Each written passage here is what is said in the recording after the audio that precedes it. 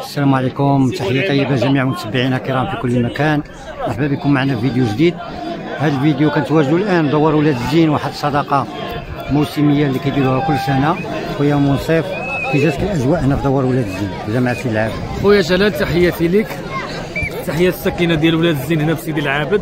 صراحة الأجواء جميلة، هادشي كيدل على الكرم والجود ديال الإقليم تاعنا. تأكيد القبائل ديال شراقة، فما كاينش غير المشاكل هنا في قرية صبا محمد سيدي العابد. كاينين ناس كرماء كيضيفوا كل الزوار ديال المنطقة، وكنشوفوا خير دليل على ذلك يعني التواجد المكثف ديال السكينة، الدواوير ديال سيدي العابد اللي جايين من كل الدواوير هنا. بطبيعة الحال مشاعر ومشاهد اللي تقشعر لها الأبدان. فكنشوفوا يعني هاد 160 قطعه اللي غادي ان شاء الله كلها اهداء للفقراء والمساكين، وربما تقدر تكون اكثر يعني خويا جلال. فاذا الحمد لله الاجواء جميله، وكنشكروا الساكنه ديال سيدي العابد على حسن الاستقبال والحفاوه. وان شاء الله حنا جينا كذلك من اجل ان هذا الشيء اللي خصو يبان. حنا كصحفيين وكاعلاميين خصنا نبينوا مثل هذه الامور، هذه العادات والتقاليد، تبان يعني الجود والكرم ديال المغاربه. راه مازال الخير في الدنيا. كاين اللي كيقول لك لا ما بقاش الخير، لا والله الا مازال كاين الخير، وهو كيتجسد في الاقليم ديال تاونا في كل الاقاليم ديال بلادنا ولله الحمد والشكر.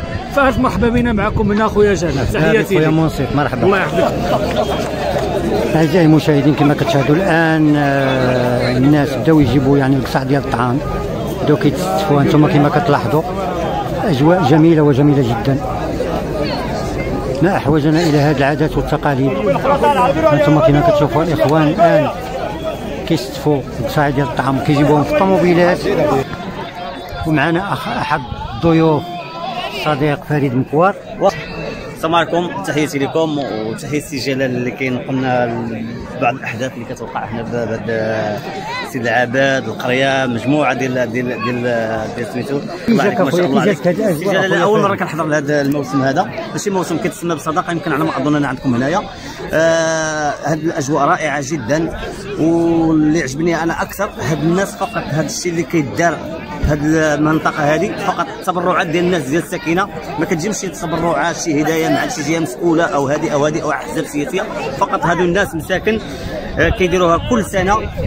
فيها الذكر ديال الدين، فيها اجواء رائعه، الناس بايعه شريه، اصحاب الحلوى، اصحاب هذه تجارات تبارك الله ما شاء الله.